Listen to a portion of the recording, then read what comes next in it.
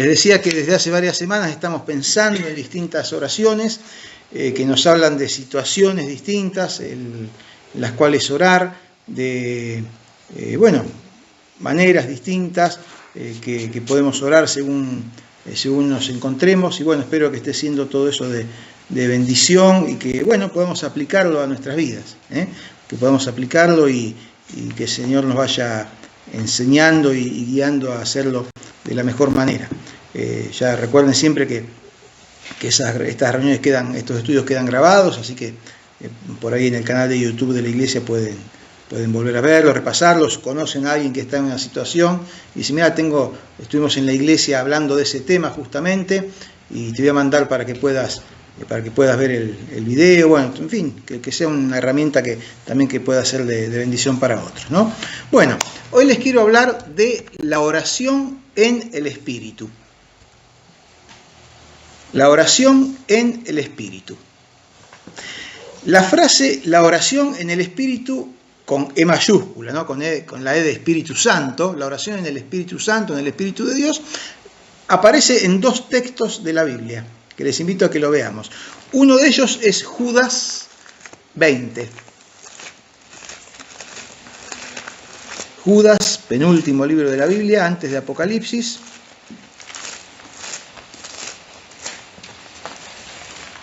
Tiene un solo capítulo, por eso no menciono capítulo, simplemente digo 20 porque es el versículo.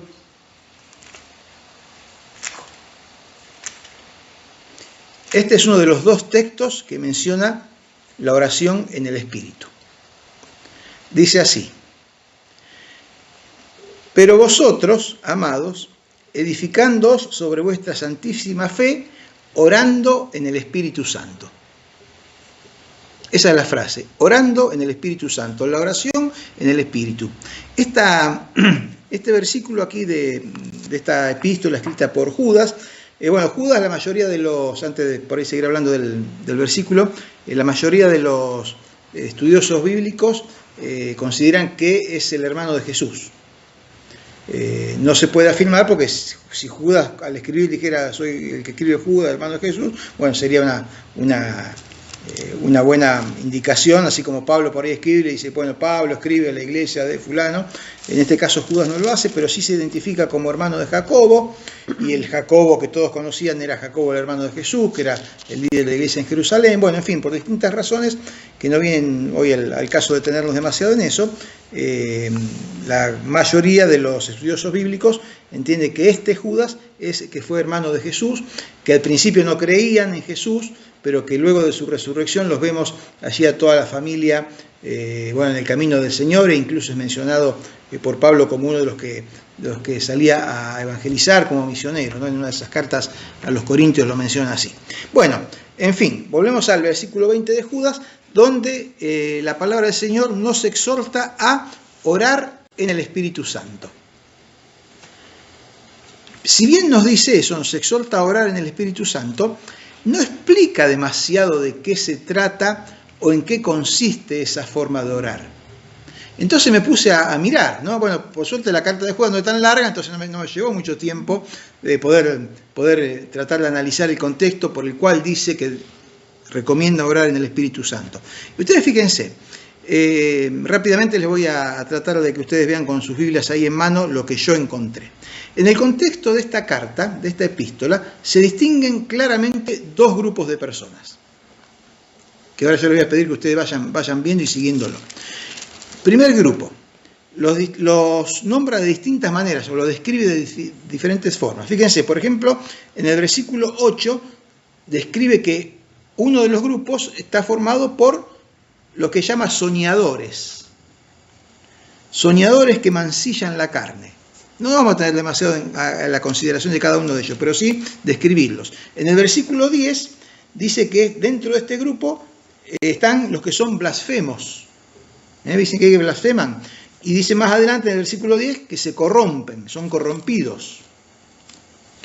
Después, si se fijan en el versículo 16, dice que son los que forman este grupo murmuradores, querellosos, que andan según sus propios deseos, cuya boca habla cosas infladas, que adulan a los demás.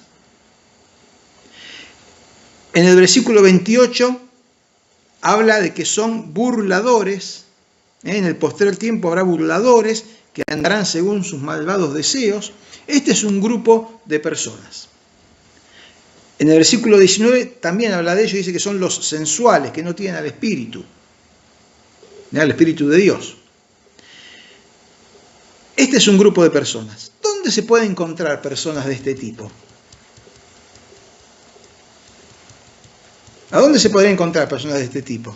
Repasamos: soñadores, blasfemos, corrompidos, que ensucian, que son murmuradores, querellosos, aduladores, burladores, sensuales, que no tienen el Espíritu. Bueno, Judas dice dónde se pueden encontrar estas personas. Fíjense el versículo 4. Hablamos más al principio. Dice: porque algunos hombres han entrado encubiertamente. ¿A dónde han entrado? En la iglesia, en la congregación.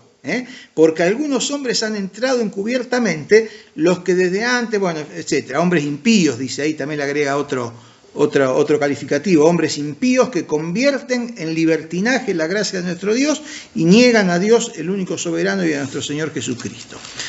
¿Qué dice el versículo 12? Estos son manchas en vuestros ágapes. O sea, participan en sus ágapes, en los ágapes de la iglesia. O sea, están ahí. No es que estamos hablando de gente que son pervertidos, que yo por dónde están. No, son personas que pueden aparecer en las congregaciones. Pueden estar en las congregaciones. El otro grupo, en contraposición a ellos, está, fíjense cómo comienza el versículo 20, que dice: pero vosotros, amados. Como dice el versículo 17, vuelve a decir: pero vosotros, amados. Es decir, mencionan los otros, pero ustedes, los otros, son los amados. Y el versículo 3, ¿qué dice? Amados. Entonces, estos son los creyentes verdaderos, a los cuales él llama amados, la iglesia real.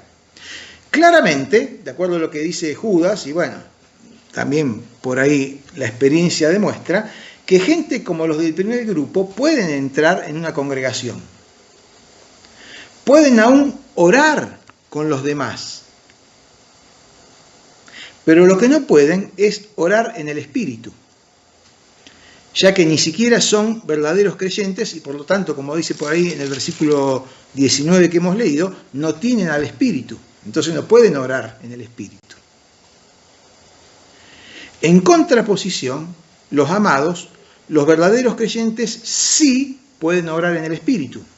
Y es más, Judas recomienda que lo hagan, exhorta a que los amados, los verdaderos creyentes, los que forman la iglesia, oren en el Espíritu. El motivo de la epístola lo expresa al principio en el versículo 3. Fíjense, vamos al versículo 3. Dice: amados, por la gran solicitud que tenía de escribirles acerca de nuestra común salvación, me ha sido necesario escribirles exhortándolos que contiendan ardientemente por la fe que ha sido una vez dada a los santos. ¿Cuál es el motivo de la carta? Exhortarlos a que contiendan ardientemente por la fe que alguna vez fue dada a los santos. ¿Por qué? Porque algunos hombres, sigue diciendo, algunos hombres han entrado encubiertamente, y tratan de infiltrarse, y de meter ideas extrañas, cosas equivocadas, cosas que no corresponden dentro de la iglesia del Señor. En este contexto que yo recién les estuve contando, es que aparece la recomendación de orar en el Espíritu. ¿Lo tenemos? Combatan ardientemente por la fe porque algunos se han metido encubiertamente. Oren en el Espíritu. La otra mención a esta frase está en Efesios 6:18.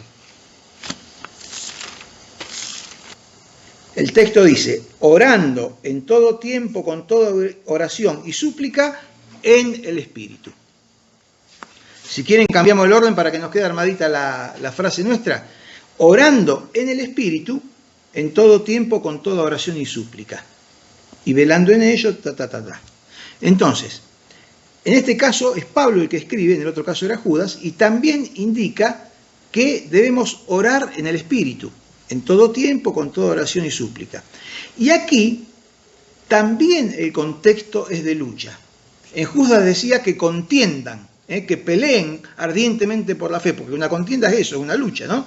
Que luchen ardientemente por la fe. Acá en Efesios también el contexto es de lucha. A partir del versículo 11, siempre en Efesios 6, ustedes conocen el pasaje este, habla de la armadura de la fe y empieza diciendo que, nos dice que estamos bajo acechanza del diablo. Vístanse pues de toda la armadura de Dios para que puedan estar firmes contra las acechanzas del diablo. Porque no tenemos lucha contra sangre y carne, y contra otros seres humanos, sino contra las potestades, contra los gobernadores de las tinieblas, etcétera, etcétera. Entonces, como estamos bajo acechanza del diablo, estamos en una lucha, debemos ponernos toda la armadura de Dios. Y después, en el versículo 13, vuelve a decir eso, ¿no? Por tanto, tomen toda la armadura de Dios para que puedan resistir en el día malo y cuando haya acabado todo, todavía se mantengan firmes.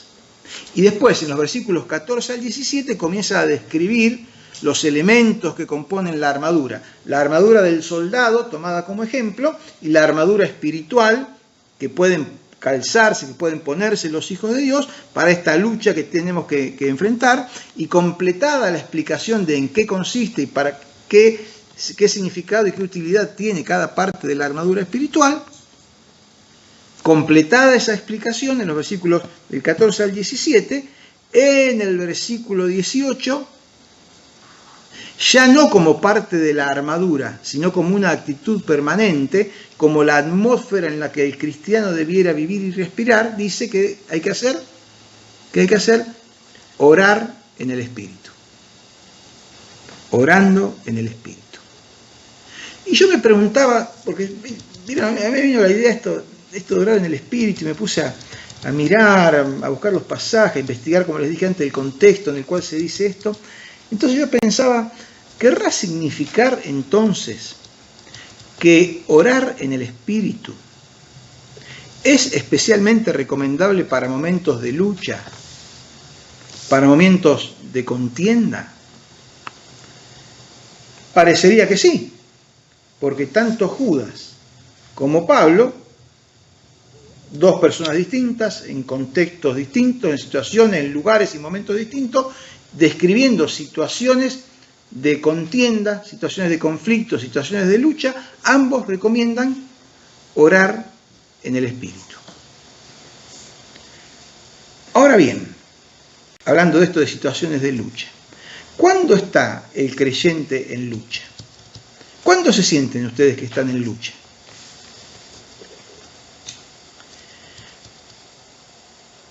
Quizás alguien se siente que está en lucha cuando se siente particularmente atacado, ya sea individual o incluso congregacionalmente. ¿Cuándo nos sentimos que estamos en lucha?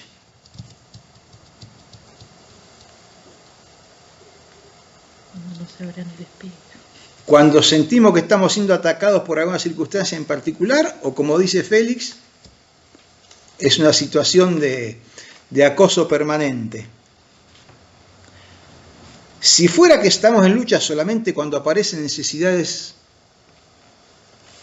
importantes, extraordinarias, cosas urgentes, si fuera así, ¿por qué en Efesios 6:18 dice que debemos orar en el Espíritu en todo tiempo?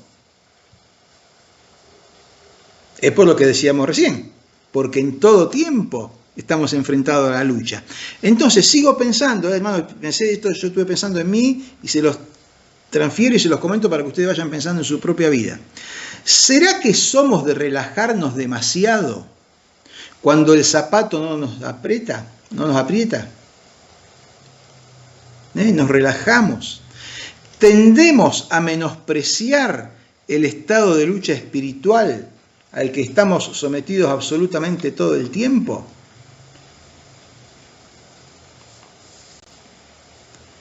Me preguntaba eso y creo que sí, que nos pasa eso, ¿no? Que tendemos a menospreciar, cuando no estamos sujetos a una situación que realmente, no, como decía recién, nos aprieta el zapato, bueno, como que medio que nos relajamos. Y la verdad que la relajación es uno de los peores enemigos del creyente. Efesios 6:18 nos dice, orando en el Espíritu en todo tiempo.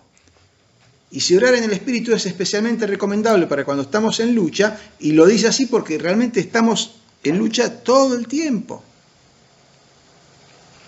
Y por eso el Señor considera necesario recordarnos en este versículo que debemos orar en el Espíritu.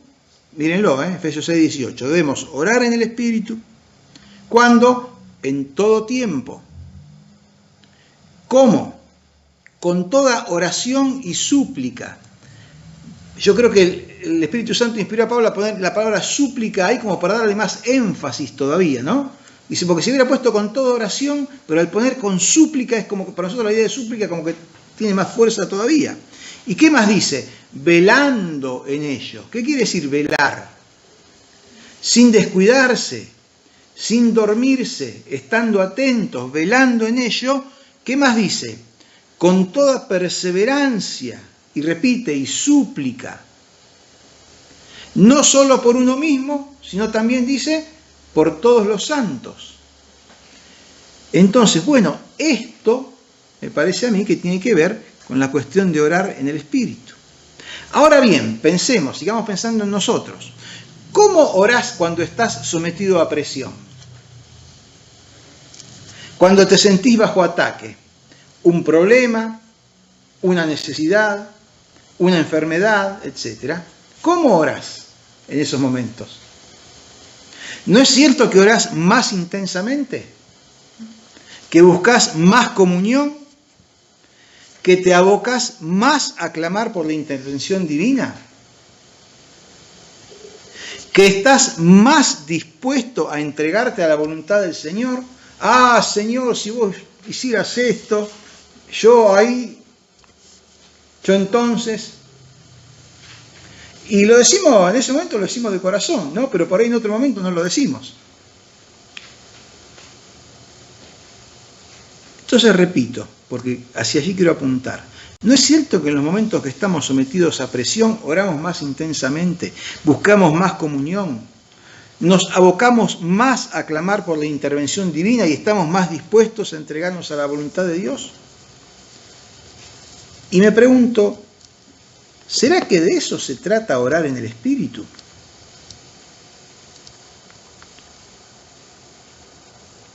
Posiblemente.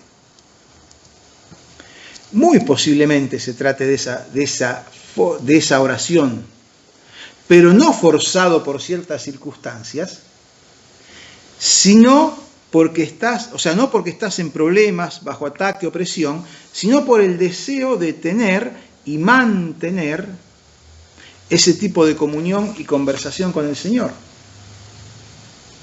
Por el deseo de tener y mantener ese tipo de comunión y conversación con el Señor. No porque estamos con problemas, porque la lucha es permanente, la acechanza es permanente. Lo que pasa es que nosotros a veces nos relajamos, y nos relajamos demasiado, a tal punto que no oramos en el Espíritu. Creo que de eso se trata orar en el Espíritu. Orar con intención, orar con intensidad, orar con atención, con disposición y con entrega. Creo que por ese lado viene el tema de orar en el Espíritu. Ahora quisiera reflexionar en una cosita más. Hemos considerado lo que implica para nosotros orar en el Espíritu. Pero también me pregunté, ¿qué implica de parte de Dios que nosotros oremos en el Espíritu? Porque el Espíritu es el Señor. ¿Qué hace Dios cuando uno ora en el Espíritu? Y entonces me acordé de un viejito. El apóstol Juan, ya anciano, ahí de vacaciones, no muchas vacaciones, desterrado más bien en la isla de Patmos, allí en Apocalipsis capítulo 1. ¿Vamos ahí? ¿Qué hace Dios cuando uno ora en el Espíritu? Bueno, vamos a ver qué le pasó a Juan. Apocalipsis 1:10. yo estaba en el Espíritu en el día del Señor. Él no dice que estaba orando, pero dice que estaba en el Espíritu. Yo creo que podríamos asimilar esta frase en su implicancia, en su significado, podríamos asimilar el yo estaba en el Espíritu con el orar en el Espíritu. Juan estaba en oración, evidentemente. Juan estaba en oración y como la describí hace unos momentos, en oración con intención, con intensidad, con la atención de su mente en el Señor, con disposición y con entrega a Dios. Así estaba Juan, él estaba en el Espíritu. ¿Y qué pasó? ¿Qué hizo Dios mientras Juan oraba en el Espíritu? Lo dice ahí en la continuación del versículo. Dice Juan, yo estaba en el Espíritu en el día del Señor y oí detrás de mí una gran voz como de trompeta.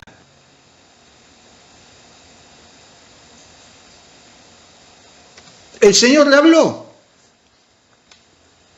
Sí, hermanos, porque cuando oramos en el Espíritu, cuando nos habituamos a orar en el Espíritu, en los términos de lo que venimos hablando, no solamente hablamos nosotros, sino que se establece un diálogo con Dios y Dios también habla. Si cuando vos orás lo único que haces es hablar y le tirás todo al Señor y después decís amén y te vas, no estás orando en el Espíritu. Te falta intención, te falta intensidad, te falta atención, te falta disposición, porque Dios también habla cuando oramos en el Espíritu. Muy posiblemente no con voz audible. A mí no me pasó nunca escuchar la voz de Dios, directamente de Dios, audiblemente. A mí por lo menos no me pasó. Pero sí Dios nos habla con pensamientos. Dios nos habla dando convicciones en el momento en que estamos orando. Dios nos habla abriendo nuestros ojos a puertas que no habíamos visto, a caminos que habían pasado desapercibidos, a oportunidades de las cuales no nos habíamos dado cuenta. Dios nos habla mostrando salidas y mostrando soluciones nuevas que no habíamos visto hasta este momento. Dios nos habla indicando personas para algo, no sé para qué, para diversas cuestiones. Dios nos habla inquietando el corazón. Porque, hermanos, cuando oramos en el Espíritu, Dios habla, como le pasó a Juan. Cuando oras en el Espíritu y eso ocurre, ten por cierto que es el Señor hablándote, como le habló a Juan. Oí detrás mío una gran voz como de trompeta. Y se dio vuelta y tuvo la imagen que describe a continuación, ¿no? Del Señor. Hermanos, Dios también habla en la oración. Dios quiere que oremos en el Espíritu para hablarnos también Él y darnos visión, sentido y convicción como le dio a Juan en Apocalipsis. Por eso debemos orar en el Espíritu. Cuando Isaías estaba en el templo orando en el Espíritu, el pasaje lo vimos el domingo a la mañana, reflexionamos en Isaías capítulo 6, cuando Isaías estaba en el templo orando en el Espíritu, el Señor le dio visión ¿de qué? Le dio visión de su pecado. El Señor le habló y le dijo, Isaías, vos sos pecador.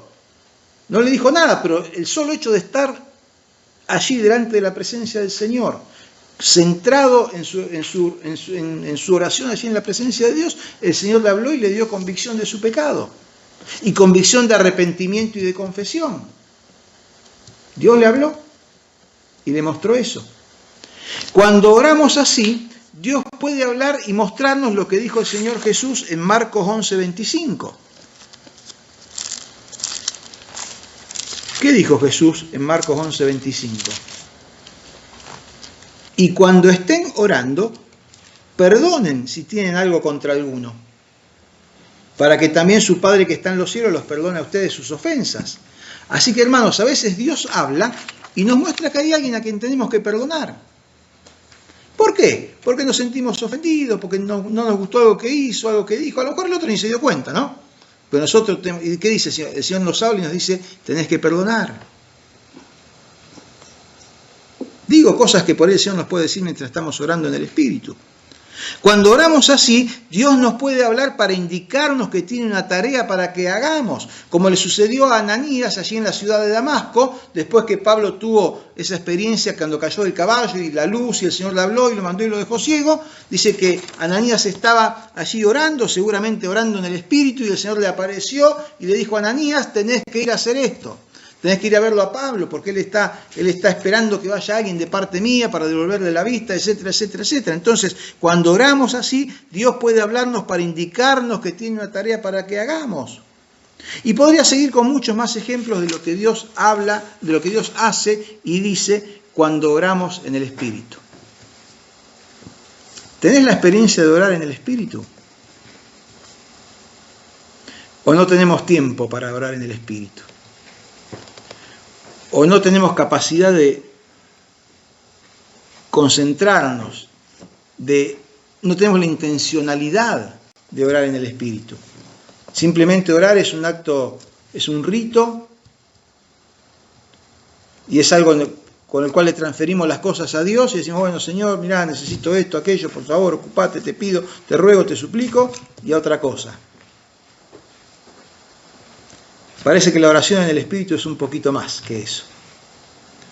Ahora bien, esto de orar en el Espíritu, ¿es solamente para algunos escogidos, para algunos muy maduros en la fe, para algunos iluminados? Miren, déjenme decirles antes de leer un versículo más, que esto no es para escogidos, sino es para los que escogen. No es para los que son escogidos, sino para los que ellos escogen. ¿Escogen qué? Escogen orar en el Espíritu. Salmo 25, 14. Quisiera terminar con este versículo. Salmos 25, 14.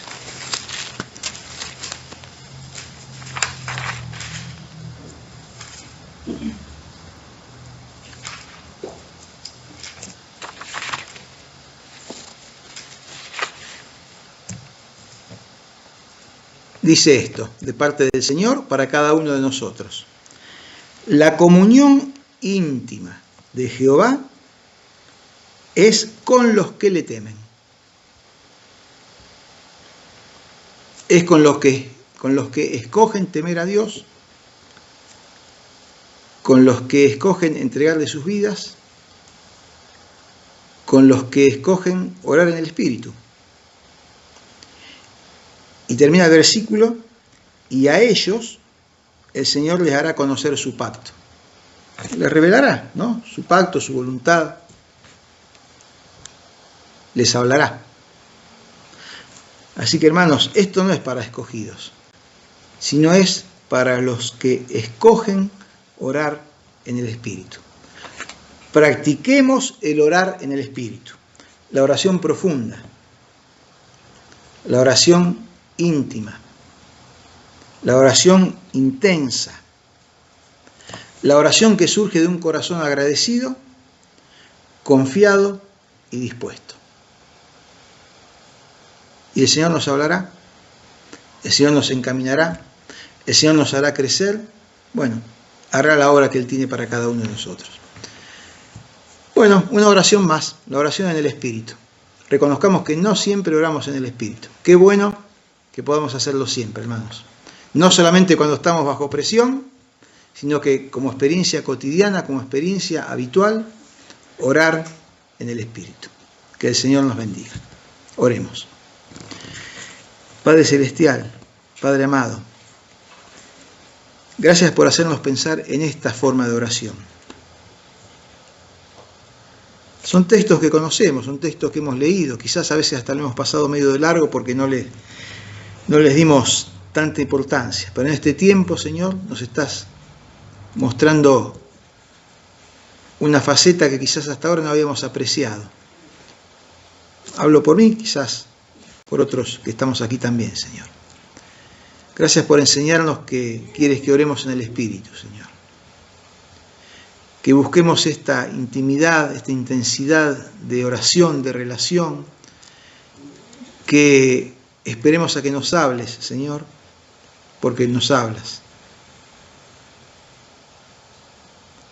Nos das dirección, aclaras las dudas, nos das propósito, nos das trabajo, nos enseñas cosas a mejorar o a corregir. Bendito sea, Señor. Gracias por el regalo de la oración. Gracias por darnos esta herramienta espiritual, Señor, que tanto nos ayuda a crecer, a buscarte, a estar en tu voluntad. Gracias, Señor. Ayúdanos a practicar el orar en el Espíritu. Padre amado, nos despedimos ahora de esta reunión, agradeciéndote por el tiempo compartido juntos, suplicando que nos sigas acompañando, Señor, dando sabiduría, visión, Señor, de tus cosas y vocación de servirte y agradarte. Padre amado, que nos sigas acompañando esta noche, en el día de mañana, y preparándonos, como siempre decimos a esta altura de la semana, preparándonos para el fin de semana, en que como iglesia hemos de estar viéndonos, compartiendo, celebrando tu vida en nosotros, Señor, y predicando tu palabra. En el nombre de Jesús, amén.